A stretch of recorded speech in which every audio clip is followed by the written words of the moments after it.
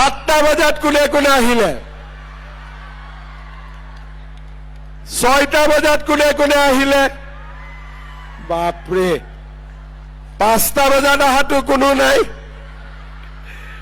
বাইদেউ অকল 5টাত আহিছে সঁচাই কৈছে বাপৰে 11টা বজাত অহা কোনোবা আছে নাই তাৰ মানে মিটিং আছিলে 2টা বজাত বাইদেউ সকলে 5টা 6টা 7টা 8টা হাউসফুল হয়নে চকী খালি নাছিল আৰু হাউসফুল হৈ গল যদি ৰাতিপুৱা 7টা বজাত আহিছে 8টা বজাত আহিছে কালি ৰাতি টোপনি হৈছিল নে নাই আপোনালোকৰ কালি ৰাতি টোপনি হৈছিল আপোনালোকৰ কালি ৰাতি এটুকে চিন্তা কৰি আছে যে কেনেকে ৰাতি পুৱাব সোনকালে গৈ চকী ল'ব পাৰো হয় নে নহয় আপোনালোকৰ ইমান উৎসাহ ঘৰৰ মানুহজনকো কি জানি ৰাতিপুৱা চাহটা বনাই দিয়া নাই আৰু দুপৰীয়াৰ ভাত কোনে বনাব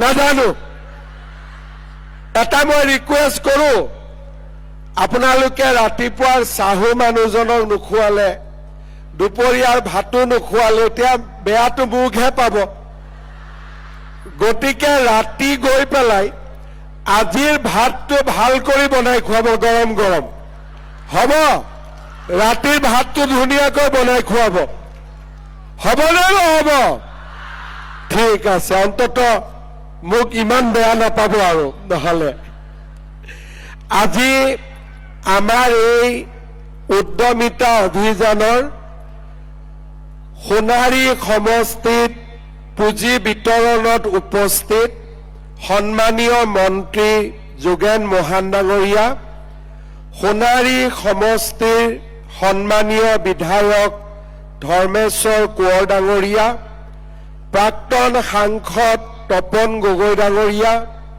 প্ৰাক্তন বিধায়িকা নৱনীতা সন্দিকৈ ডাঙৰীয়ানী অনুপ সিং ৰাজপুৰোহিত ডাঙৰীয়া প্ৰেম তামাং ডাঙৰীয়া নিতুমণি প্ৰধান ডাঙৰীয়া নাৰায়ণ লাহন ডাঙৰীয়া লক্ষ্মীনাথ তাছা ডাঙৰীয়া সংগীতা গগৈ ডাঙৰীয়ানী তাৰাচান আগৰৱালা ডাঙৰীয়া তিলক চন্দ্ৰ নেওগ ডাঙৰীয়া দীপুৰঞ্জন মাৰ্কাৰী ডাঙৰীয়া জিলা আয়ুক্ত নেহা যাদৱকে আদি কৰি মঞ্চত উপবিষ্ট বিশিষ্ট ব্যক্তিসকল আইমাতৃসকল আৰু সন্মানীয় যুৱ বন্ধুসকল সুধীবৃন্দ অলপ আগতে কি খবৰ ভাল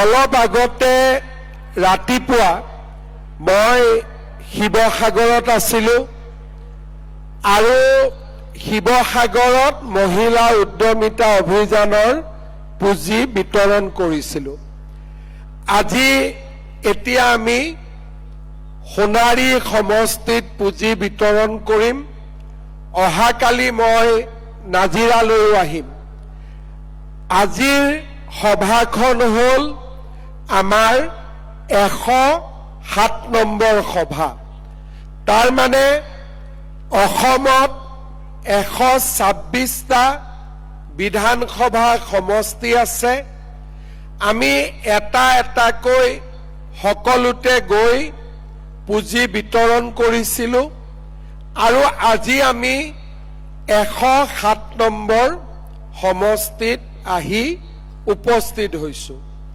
তাৰ মানে আজিৰ সভাখনৰ পিছত মাত্ৰ 19টা সমষ্টি থাকি যাব আৰু এই সমষ্টি কেইটাও আমি অহা 4 দিন 5 দিনৰ ভিতৰত বিতৰণ কৰিলে উদ্যমিতা অভিযানৰ এটা ডাঙৰ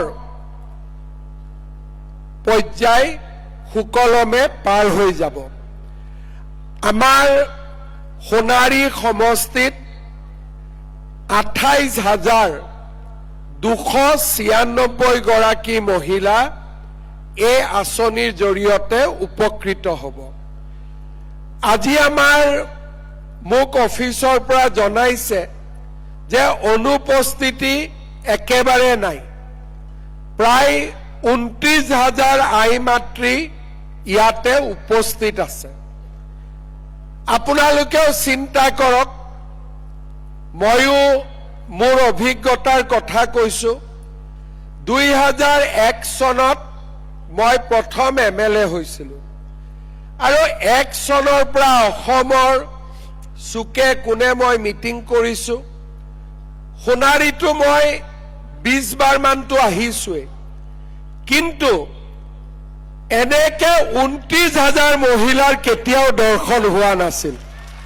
আজি আমাৰ 29,000 মহিলা একেলগে একেখন মঞ্চতে। আপোনালোকে কেতিয়াবা দেখিছিলে নেকি ইমান মহিলা? আমি এই যাত্ৰাত এতিয়ালৈকে 26 লাখ মহিলাক মই দৰ্শন পালো। আমাৰ মহিলাৰ গাত ভগৱানৰ শক্তি থাকে। আই মাতৃ বুলি ক'লেই আমি সদায় শক্তিৰ প্ৰতিনিধি বুলি ভাবো। আৰু 25 লাখ মহিলাক একেলগে দৰ্শন কৰিব পোৱা মোৰ কিমান ডাঙৰ ভাগ্য আছিলে, মই কথাৰে প্ৰকাশ কৰিব নোৱাৰো। মানুহটো বহুত দেখিছো, কিন্তু যোৱা 2 মাহত 25 লাখ মহিলাক এনেকৈ মনৰ 2 আষাৰ কোৱাৰ মোৰ সৌভাগ্য হ'ল। আৰু মই দেখা পাইছো মহিলাসকলে কথাখিনি শুনিছেও আৰু আগবাঢ়ি যাবলৈও সংকল্পও গ্ৰহণ কৰিছে। আমাৰ উদ্দেশ্যটো কি? আপোনালোকক মাতি আনিলো, 10,000 টকা দিলো, 2 দিন পিছত টকাও খৰচ হৈ গ'ল আৰু আমিও পাহৰি গলো। এইটো আমাৰ উদ্দেশ্য নহয়। আজি হৈছে আৰম্ভণি। তাৰমানে আজি যে আমি 28,000 মহিলা ইয়াত আহিলো, এইটো হ'ল আৰম্ভণি। শেষ কেতিয়া হ'ব? শেষ তেতিয়া হ'ব যেতিয়া আপোনালোক সকলোৱে লাখপতি বাইদেউ হ'ব পাৰিব। তাৰমানে মোৰ উদ্দেশ্য কি? মোৰ উদ্দেশ্য হ'ল আজি যিসকল মহিলাই 10,000 টকাকৈ লাভ কৰিব, তেওঁলোকক আমি আগবঢ়াই লৈ গৈ থাকিম। আমি আপোনালোকক প্ৰশিক্ষণ দিম, আমি আপোনালোকক বজাৰ দিম, আমি আপোনালোকক টকা দিম, পুঁজি দিম, আৰু আমি আপোনালোকক আগবঢ়াই লৈ গৈ থাকিম। আমাৰ অনুৰোধটো কি হ'ব? আজি আপোনালোকে চিন্তা কৰক, 32 লাখ মহিলাক 10,000 টকা দিওঁতে আমাৰ কিমান যাব? 3,200 কোটি টকা। অলপ আগতে মোক শিৱসাগৰত এজন সাংবাদিকে সুধিছিল যে এই টকাখিনি পানীত নপৰিব নেকি? মই তেওঁলোকক কৈছিলো, মহিলাৰ হাতত যদি আমি টকা দিওঁ আৰু মহিলাসকলক যদি আমি বুজাই দিওঁ এই টকা কেতিয়াও পানীত নপৰে, মহিলাসকলৰ ওপৰত মোৰ বিশ্বাস আছে। আজি আপোনালোকে অকণমান ভাবি চাওক, আমাৰ সমাজত 50% মহিলা আছে, 50% পুৰুষ আছে। আগতে কি আছিলে? পুৰুষে কাম কৰে, মহিলাসকলে ঘৰৰ কাম চোৱা চিতা কৰে। তাৰ মানে সমাজত 100 জনৰ 50 জনেহে কাম কৰে, বাকী 50 গৰাকী ঘৰৰ ভিতৰতে থাকে। তাৰ মানে 100 জনে মিলি আমি যি কৰিব পাৰো 50 জনে কিমান কৰিব, তাৰ আধা কৰিব পাৰিব।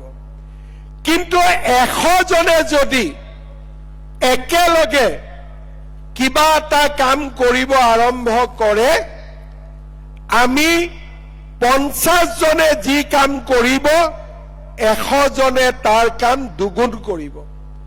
ঘৰত গিৰিয়েক আৰু ঘৈণীয়েক আছে, গিৰিয়েকে কাম কৰে, ঘৈণীয়েক ঘৰত থাকে। কিন্তু যদি ঘৈণীয়েক গিৰিয়েক দুয়োগৰাকীয়ে কাম কৰে, ঘৰখনত উপাৰ্জন বাঢ়িব, মহিলাগৰাকীৰ সন্মান বাঢ়িব। আমাৰ সমাজত আজিও উপাৰ্জন কৰা মানুহজনক গুৰুত্ব বেছি দিয়া হয়। যাৰ বেংকৰ একাউণ্টত টকা আহে, যোনে দৰমহা পায়, যোনে উপাৰ্জন কৰে, সমাজে তাক আগত স্থান দিয়ে। আৰু যোনে উপাৰ্জন নকৰে তেওঁক সমাজে দ্বিতীয়ত স্থান দিয়ে। উপাৰ্জন কৰা মানুহজনে সদায়েই উপাৰ্জন নকৰা মানুহজনৰ ওপৰত নিজৰ নৈতিক অধিকাৰ সাব্যস্ত কৰে যে তোক মই খুৱাই আছো। কিন্তু যদি আমি ক'ব পাৰো যে ঘৰখন চলোৱাত মোৰো এটা ভূমিকা আছে, তেতিয়া যিজন মানুহে ভাবে মই উপাৰ্জন কৰি আছো, সেই মানুহজনে ভাবিব যে মই অকলে উপাৰ্জন কৰা নাই, মোৰ ঘৰৰ মানুহজনীয়েও চেষ্টা কৰিছে। তেতিয়া ঘৰৰ পৰিৱেশ পৰিৱৰ্তন হয়, নাৰী সবলীকৰণ হয়, সমাজখন আগবাঢ়ি যায়। আজি আমাৰ অসমত 36 লাখ মহিলা আত্মসহায়ক গোটৰ লগত জড়িত হৈ আছে। এই গোটবিলাক যেতিয়া গঠন হ'ল, মহিলাসকলে প্ৰথমবাৰ ঘৰৰ বাহিৰত ওলাব আৰম্ভ কৰিলে। সৰু সৰু ব্যৱসায় হাতত ল'লে, কোনোবাই গামোচা বনাইছে, কোনোবাই পিঠা পনা বনাইছে, কোনোবাই আচাৰ বনাইছে, কিবা কিবি সৰু সুৰা কাম আৰম্ভ কৰিলে। চাওঁতে চাওঁতে 8 লাখ মহিলা লাখপতি বাইদেউ হ'ল। 36 লাখ মহিলাৰ 8 লাখ মহিলাই এতিয়া বছৰত 1 লাখ টকাতকৈ বেছি উপাৰ্জন কৰে। সাধাৰণ কথা নহয়। আজি অসমত 36 লাখ আত্মসহায়ক গোটৰ সদস্যাৰ ভিতৰত 8 লাখ মহিলাই 1 লাখ টকাতকৈ বেছি উপাৰ্জন কৰে। কিমান ডাঙৰ কথা আপোনালোকে চিন্তা কৰক। আমাৰ অসমত কিমান ডাঙৰ পৰিৱৰ্তন হৈছে। সোণাৰী সমষ্টিত আপোনালোকে জানি ভাল পাব যে এই 28,000 মহিলাৰ 6,000 মহিলা ইতিমধ্যে লাখপতি বাইদেউ হ'ব পাৰিছে। কিমান ডাঙৰ কথা চিন্তা কৰক যে 6,000 মহিলা লাখপতি বাইদেউ হৈছে। কোনোবাই ভাবিব পাৰে যে মুখ্যমন্ত্ৰীয়ে এনেই কৈছে। মই ডিচিক কৈছিলো মোক 20 গৰাকী মহিলাৰ নাম দিয়ক যোন লাখপতি বাইদেউ হ'ব পাৰিছে। 6,000ৰ নামটো মই ল'ব নোৱাৰো। 20 গৰাকীৰ নাম মই ডিচিক সুধিছিলো। ডিচিয়ে মোক ক'লে ভজু গাঁৱৰ এলিনা বেগম, 1 নম্বৰ চৰাইপুং গাঁৱৰ হেমপ্ৰভা গগৈ, কঠীয়াখুন্দা গাঁৱৰ প্ৰতিভা বৰা, পইতাঘাট গাঁৱৰ আলমণি ওৰাং, ৰোহন পথাৰ গাঁৱৰ মন্দিৰা বৰুৱা, বুঢ়াতলি চাহ বাগিচাৰ অমাকা গৌৰ, ভুজু গাঁৱৰ দুলুমণি গগৈ, ৰাইডঙীয়া নকছাৰী গাঁৱৰ অকণি ভুই, নাফুক চাহ বাগিচাৰ নিৰ্মলা ঠাকুৰ, আচিনিবিল নেপালী গাঁৱৰ মনমায়া ৰায়, 1 নম্বৰ চুমদাৰ গাঁৱৰ দিব্যতীৰ্কী কেৰকেটা, মৰাণ হাবি গাঁৱৰ দীপালী শইকীয়া, টাউকাক চাহ বাগিচা সংগীতা জালজু, ৰোহন পথাৰৰ মঞ্জু চৰেন, তিয়ক বালিজান গাঁৱৰ ৰাণুবালা দাস, বুঢ়াচালি গাঁৱৰ বিদিশা বৰুৱা, নাহৰপুখুৰী চাংমাই গাঁৱৰ জুনু চেতিয়া, ৰোহন পথাৰ গাঁৱৰ বিজুমণি বৰুৱা, বুঢ়াচালি চাহ বাগিচাৰ সীমা ভূমিজ, লাহদৈগড় গাঁৱৰ তৰা দেৱী ৰায়। এই মহিলাবিলাক কোন? আমাৰ সোণাৰী সমষ্টি। মই নাম ললো কিমানৰ? 20 গৰাকীৰ। এনেকুৱা মহিলা কিমান আছে? 6000। যদি চৰকাৰে আপোনালোকক সহায় কৰে, চৰকাৰে পুঁজি দিয়ে, চৰকাৰে ট্ৰেইনিং দিয়ে, চৰকাৰে বজাৰ দিয়ে, আপোনালোকো লাখপতি বাইদেউ হ'ব পাৰিব। আজি যে ইয়াত আমি আহি গোট খাইছো, কিয় গোট খাইছো? যে আপোনালোকক লাখপতি বাইদেউ হোৱাৰ এটা ৰাস্তা দেখুৱাবৰ কাৰণে। আজি চৰকাৰে আপোনালোকক 10,000 টকাৰ এখন চেক দিব। চেকখন বেংকত জমা দিলে আমাৰ বেংকৰ একাউণ্টত 10,000 টকা জমা হ'ব। কিছুমান মহিলাই আকৌ চেকখন বেংকত জমা নিদিয়ে,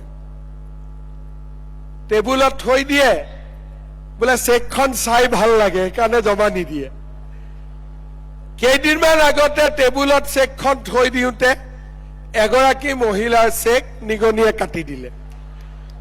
ফেচবুকত বাইদেউজনীয়ে কান্দি আছে যে মামাক খবৰ দিব লাগে, মোৰ চেকখন নিগনিয়ে খাই দিলে। তেতিয়া মই কলো, বাইদেউ চেকখন কিয় ৰাখি থৈছিলে? বোলে বেংকত দিব খোজা নাছিলো, নিজৰ নামটো আছে চাই ভাল লাগে, ৰাখি থৈ দিছিলো। যি নহওক, আপোনালোকে চেকখন বেংকত দিব, টকাটো আপোনালোকৰ একাউণ্টত আহিব।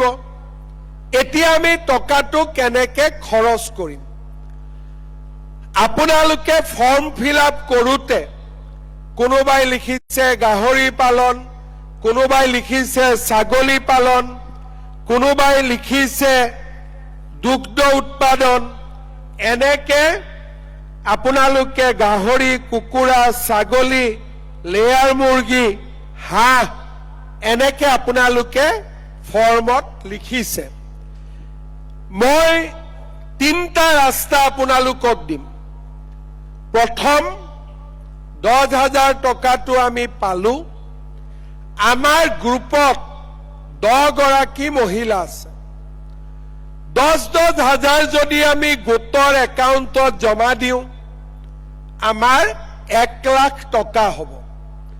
25,000 কৰি 4 গৰাকীক লোন দিলো, তেওঁ কাম কৰিলে, সুদ ঘূৰাই দিলে। নহলে 10 গৰাকীয়ে একেলগে আমি কিবা এটা কাম হাতত ললো। বহুতো মহিলাই ভাবিব যে আমি গোটত নিদিওঁ, নালাগে। কি কৰিব? 10,000 টকাটো লৈ আপোনালোকে নিজে কিবা এটা কৰক। গাহৰি পোহক, ছাগলী পোহক, হাঁহ কুকুৰা পালন কৰক, চিলাই মেচিন, মৌ-মাখি পালন কৰক, গাঁৱত সৰু দোকান এখন দিয়ক। যেনেকে ভাল দেখে আপোনালোকে 10,000 টকাটো ব্যৱহাৰ কৰক। 3 নম্বৰ, কিছুমান মহিলাই ক'ব যে মোৰটো ভয় লাগে টকাটো যদি নোহোৱা হৈ যায়। আপোনালোকৰ ঘৰৰ মানুহজনৰ কিবা এটা ব্যৱসায় আছে, ফিচাৰী আছে, খেতি আছে, কোনোবাই ৰিক্সা চলায়, কোনোবাই ই ৰিক্সা চলায়, কোনোবাই সৰু দোকান দিয়ে, কোনোবাই গাড়ী চলায়, যি আছে মানুহজনৰ যি ব্যৱসায় আছে সেই ব্যৱসায়ত আপোনালোকে 10,000 টকাটো দি দিয়ক। ঘৰৰে পইচা, ঘৰৰ কামতে ব্যৱহাৰ হ'ল। তাৰমানে মই কি কলো, গোটত দিয়ক, নিজে কৰক, নহলে স্বামীৰ লগত লগ লাগি কিবা এটা কাম আৰম্ভ কৰক, বা যি কাম আছে তাতে এই টকাটো ব্যৱহাৰ কৰক। 7 মাহ পিছত, 8 মাহ পিছত আমি আপোনালোকৰ ওচৰলৈকে আহিম। ক'ত যাম? আপোনালোকৰ ঘৰে ঘৰে যাম। চাহ তাহ খুৱাব আৰু গলে। ঘৰত গৈ আমি আপোনালোকক সুধিম যে বাইদেউ 10,000 টকাটো পাইছিলে নে? বোলে পাইছিলো। বোলে কি কৰিলে? পুৰণা মোবাইলটো বেয়া হ'ল, নতুন মোবাইল এটা কিনিলো। কি কৰিলে? বোলে বিহু আহিলে কাপোৰ কিনিলো। ভাল কথা। পৰীক্ষাত ফেল। আৰু এগৰাকী মহিলাৰ তাত গলো। বোলে কি কৰিলে? বোলে আমি 10 জনীয়ে লগ লাগি গ্ৰুপৰ জৰিয়তে টকাটো খৰচ কৰি আছো। পৰীক্ষাত পাছ। বাইদেউ কি কৰিলে? বোলে আমাৰ টকাটো দি মই গাহৰি কিনিলো, লেয়াৰ কৰিলো, মই ব্যৱসায়ত টকাটো বিনিয়োগ কৰিলো। পৰীক্ষাত পাছ। তাৰ পিছত বাইদেউ কি কৰিলে? বোলে মোৰ মানুহজনৰ বজাৰত দোকান এখন আছে, তাতে 10,000 টকাটো দিলো, এতিয়া দোকানখন ভাল কৰি চলিছে। পৰীক্ষাত পাছ। ফেল বিলাকক নামাতো, পাছ কৰা বিলাকক আকৌ মাতিম ইয়াতে, আৰু এইবাৰ আপোনালোকক আমি 25,000 টকাকৈ দিম। ভাল হবনে বেয়া হব? অলপ লাহেকৈ কৈছে, বেয়া হব নেকি? ভাল হবনে বেয়া হব? এতিয়া মোক কওক, 25,000 লব পৰা ইয়াত মহিলা কোন কোন আছে? হাত ডাঙক। চবে হাত ডালি দিলে এখন। চবে পাছ কৰিব? ঠিক আছে, এবছৰৰহে কথা, মইতো গমেই পাম পাছ কৰিব নে নাই। পাছ কৰিবতো? ঠিক আছে। যেতিয়া আমি 25,000 টকা দিম তৃতীয় বছৰত, ভালকৈ শুনিব, 10,000 দিলো প্ৰথম বছৰ, দ্বিতীয় বছৰ দিলো 25। তৃতীয় বছৰত আমি আপোনালোকৰ ঘৰত আকৌ আহিম। বাইদেউ 10,000 পালে? বোলে পালো। বোলে 25 পালে?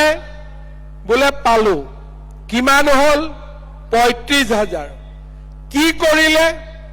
বোলে যিটো ব্যৱসায় আৰম্ভ কৰিছিলো তাতে এতিয়া আমি 25,000টো লগাই দিলো, আমাৰ ব্যৱসায়টো এতিয়া ভাল হৈছে। তেতিয়া আমি আপোনালোকক তৃতীয়বাৰৰ বাবে আকৌ মাতিম। ৰাতিপুৱা 5টাতে আহিব সেইবাৰ, কাৰণ তৃতীয়বাৰ আমি আপোনালোকক সকলোকে 50,000 টকাকৈ আমি আপোনালোকক দিম। 10,000 লব যদি 6টা বজাত আহিছে, 25,000 লব 5টাত আহিব লাগিব। 50,000 লব কেইটাত আহিব লাগিব? 4টা বজাতে আহিব লাগিব। হব? এতিয়া 10, 25 আৰু 50 আপোনালোকে যদি ভাল কৰি খৰচ কৰে, অন্তত 28,000ৰ ভিতৰত 15,000 মহিলা লাখপতি বাইদেউ হৈ যাব। হবনে নহব? সেই কাৰণে এই আঁচনিখন কেৱল মাত্ৰ 10,000ৰ আঁচনি নহয়, আপোনালোকক লাখপতি বাইদেউ বনাবৰ কাৰণে এই আঁচনিখন আমি নিৰ্মাণ কৰিছো। গৰম লাগে অলপ, ভাল কৰি জাপি থবি হা। ধৰ্মেশ্বৰ কোঁৱৰে দিছে, ভাল কৰি ৰাখ।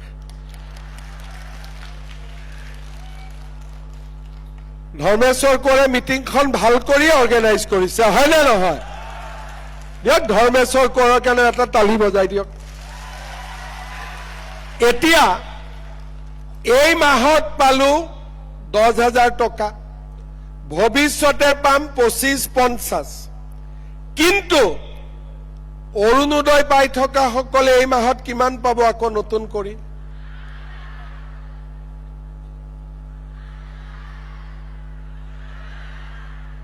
এই 8,000টো আপোনালোকে ক'ত শুনিলে? মই য'তে যাওঁ মোক কয় 8,000, মোৰতো টেনচন লাগি যায় যে 10,000 দি উঠিলে আৰু 8,000 দিব লাগিব। আচ্ছা, কোনে কোনে অৰুণোদয় পাইছে হাত দাঙক। আচ্ছা, এটা পৰিয়ালত আমি এটা অৰুণোদয় দিওঁ, চাকৰি কৰা পৰিয়ালত অৰুণোদয় নাপায়। যাৰ পৰিয়ালত এটাও অৰুণোদয় পোৱা নাই হাত দাঙক, গেলাৰীত হাত দাঙক। ঠিক আছে, আজি মই নতুন কৰি ধৰ্মেশ্বৰ কোঁৱৰৰ হাতত আৰু 2,000 মই অৰুণোদয় দি থৈ যাম, যাতে আপোনালোকে নোপোৱা সকলেও পাব পাৰে। পিছত যদি কেইটামান থাকি যায় তেওঁলোককো মই দিয়াৰ পিছত ব্যৱস্থা কৰি দিম, আপোনালোকে চিন্তা নকৰিব, ঠিক আছে? এতিয়া 8,000 টকাটো কাক কাক লাগিব? আৰে এইটোও চবকে লাগিব। আকৌ বাগানৰ মাকসকলে এটিকলি দুটিপাতো পালে, এইটো নালাগে নেকি আৰু 8,000টো? লাগিব নে নালাগে? এইটো নিদিয়াকৈ নহব। যিসকলে 10,000 পালে তেওঁলোকক 8,000টো নিদিলেও হবনে নাই? কিছুমানৰ মতে হব নেকি, লাহেকৈ কৈছে। নহব, লাগিব। ঠিক আছে, লাগিব যদিতো দিব লাগিব, আৰু কি কৰিব, হয়নে নহয়? এতিয়া মোক আগত কওক, আগত কোনোবা চৰকাৰে কেতিয়াবা একেটা মাহতে 10,000, 8,000 দিছিলে নেকি আপোনালোকক? অলপ ভাল কৰি চিন্তা কৰি কওক, কেতিয়াবা দিছিলে নেকি আপোনালোকক? নাই দিয়া। বিনামূলীয়া চাউল আগতে কোনোবাই দিছিলে নেকি আপোনালোকক? 100 টকাত দালি, চেনি, নিমখ কোনোবাই দিছিলে নেকি আগতে? 100 টকাত দালি, চেনি, নিমখ কোনে কোনে কিনিছে হাত দাঙকচোন। চবে কিনিছে। বজাৰতকৈ দালিটো ভাল নে বেয়া? চেনিটো ভাল নে বেয়া? নিমখটো ভাল নে বেয়া? আৰু কি লাগিব আপোনালোকক? কি লাগিব আৰু? মই ঠিকে শুনিছো নে মিঠাতেল বুলি কৈ আছে? হয়। আচ্ছা, যদি আপোনালোকক মিঠাতেল লাগে 1 লিটাৰ লাগিব না আধা লিটাৰ? 1 লিটাৰ? বাপৰে। ঠিক আছে, মইতো মনতে বিচাৰো চাউলো বিনামূলীয়া হ'ব লাগে, চেনি, নিমখ, দালি, মিঠাতেলো বিনামূলীয়াই হ'ব লাগে, 100 টকাটো উঠি যাব লাগে। ভাল হ'ব নে বেয়া হ'ব? আচ্ছা, এতিয়া আচল কথাটো কওক, এইবিলাক পাবৰ কাৰণে এবাৰ ইলেকশ্যনত কাক ভোট দিব লাগিব? কাক ভোট দিব লাগিব? কংগ্ৰেছে আমাক কি দিছিলে? কি দিছিলে? কংগ্ৰেছে আমাক দিছিলে লুঙি ধুতি সূতা কম্বল আঁঠুৱা হয়নে আকৌ লুঙি ধুতি সূতা কম্বল পাবৰ কাৰণেও কংগ্ৰেছত আকৌ 2 পইচা দিবই লাগিছিলে এতিয়াতো একো নালাগে মাটি আনিলো চেক দিলো আকৌ 20 তাৰিখে 8,000 টকা পুতুং কৰি বেংকৰ একাউণ্টত সোমাই যাব মাজত কোনো মানুহ নাথাকে তাতে টিপিলো ইয়াত সোমাই গল ঝামেলা শেষ হয়নে এতিয়া আপোনালোকে কক যদি অসমত বিজেপিৰ চৰকাৰ নাহিলেহেঁতেন এনেকে আপোনালোকে 10,000 টকা পালেহেঁতেন নেকি কক মনৰ পৰা কক জোৰ কৰে নাই মই অৰুণোদয় আঁচনি আহিলেহেঁতেন নেকি এনেকে দালি চেনি নিমখ পালেহেঁতেন নেকি ছোৱালীবিলাকে নিযুত মইনা পালেহেঁতেন নেকি 1.5 লাখ ল'ৰা ছোৱালীয়ে 1 টকাও ঘোষ নিদিয়াকৈ চৰকাৰী চাকৰি পালেহেঁতেন নেকি কেতিয়াও নাপালেহেঁতেন কংগ্ৰেছে ভাবিছিল যে অসমীয়া মানুহ ধুতিৰ যোগ্য লুঙিৰ যোগ্য ইমানেই কিন্তু আজি আমাৰ চৰকাৰখনে ল'ৰা ছোৱালীক চাকৰি দিছে ল'ৰা ছোৱালীক নিযুত মইনা দিছে এই মাহতে ল'ৰাক পঢ়িবৰ কাৰণেও আমি বাবু আঁচনি দি আছো এই মাহতে 2-4 দিন পিছতে এতিয়া আপোনালোকে চিন্তা কৰক আগতে আমাৰ গাঁৱত বহুত ঘৰ আছে অতিথি এজন আহিছে বোলে বহক চাহ খাওক পাকঘৰত গৈছো চেনি নাই আকৌ বাতিটোলৈ ওচৰৰ মানুহৰ ঘৰত দৌৰ মাৰিছো আমাৰ বাগানত চেনিৰ দাম বেছি কাৰণে মানুহে চেনি দি চাহে নাখায় নিমখে দিয়ে চাহ খায় হয়নে নহয় আজি অসমত আমি এটা এটাকৈ মহিলাসকলৰ দুখ আমি দূৰ কৰিব চেষ্টা কৰিছো পাকঘৰত যাতে খোৱা বস্তুখিনি থাকে নামঘৰটো যাতে ধুনীয়া হয় আৰু মহিলাসকলেও যাতে সমাজৰ উন্নয়নত বৰঙণি যোগাব পাৰে আজি আপোনালোকে চাওক আমাৰ সোণাৰী সমষ্টিত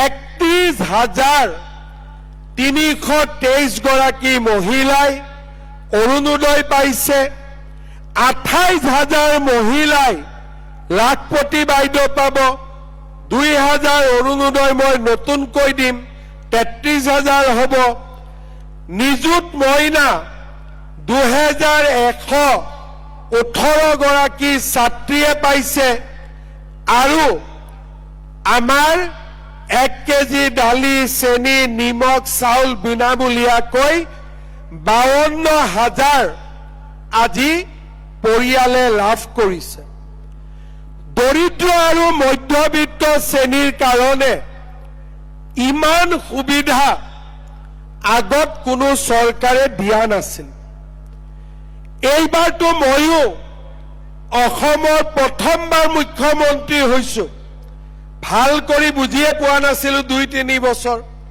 তাৰ মাজতে ইমানখিনি কৰিলো সেইকাৰণে মই মানুহক কৈ থাকো যে এইবাৰ যি দেখিছে সেইখিনি নিত্য নাটিকা নাটকখন অহা 5 বছৰতে হ'ব আমি আৰু কৰিম ৰাইজক আমি আৰু আগুৱাই লৈ যাম অকল যে দৰিদ্ৰ আৰু মধ্যবিত্ত সমাজৰ কাৰণে আমি কাম কৰিছো তেনেকুৱাও নহয় আপোনালোকে চাওক সোণাৰী মামৰা শিৱসাগৰ জিলাত আছিল বিজেপি চৰকাৰে চৰাইদেউ জিলা নিৰ্মাণ কৰিলে বেলেগ কোনেও কৰা নাছিল বিজেপি চৰকাৰে কৰিলে বিজেপি চৰকাৰৰ দিনত চৰাইদেউ মৈদামে বিশ্ব ঐতিহ্যৰ স্বীকৃতি পালে আৰু আজি চৰাইদেউ মেডিকেল কলেজৰো নিৰ্মাণ প্ৰায় শেষ পৰ্যায়ত আহি উপনীত হৈছে। আজিৰ দিনটোত আমি বাগিচাৰ কাৰণে 15টা জগন্নাথ স্কিল চেণ্টাৰ, আমাৰ কানু টি ষ্টেটত মডেল ছেকেণ্ডাৰী স্কুল, জিলা পৰিষদৰ নতুন বিল্ডিং আৰু তপন গগৈ ডাঙৰীয়া বিধায়ক থাকোঁতে আৰম্ভ কৰা নাৰ্ছিং ইনষ্টিটিউট, এই গোটেইবোৰ আজি আমি ইয়াতে উদ্বোধন কৰিলোঁ। আৰু আপোনালোকৰ বাবে অতিকে প্ৰয়োজনীয় আমাৰ ধোদৰালি সাপেখাতি চাৰিআলিৰ পৰা বৰহাট লেফেৰা তিনিআলিলৈ আজি ৰাস্তা নতুনকৈ বনাবৰ কাৰণে 40 কোটি টকা আমি ইয়াতে অনুমোদন দিলোঁ। আমাৰ